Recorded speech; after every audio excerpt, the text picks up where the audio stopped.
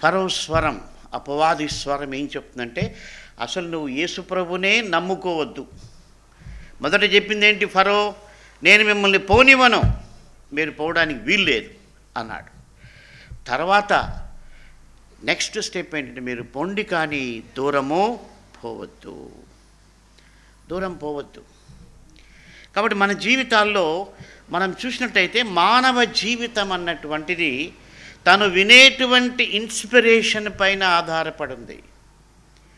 ఇంకా చెప్పాలంటే అపవాది క్రియలు మానవ జీవితంలో పని చేస్తాయి, సాతాను పని చేస్తాడు అన్నది మనం గ్రహించుకోవాలి. మనం చాలా సందర్భాల్లో చూస్తే అపవాది పని చేసింది. ఆహాబు యుద్ధం చేసే రోజుల్లో ఒక దురాత్మ వచ్చి ప్రవక్తల నోటిలో అబద్ధమాడేటువంటి స్వభావాన్ని ఆ యొక్క దురాత్మ కలిగించింది.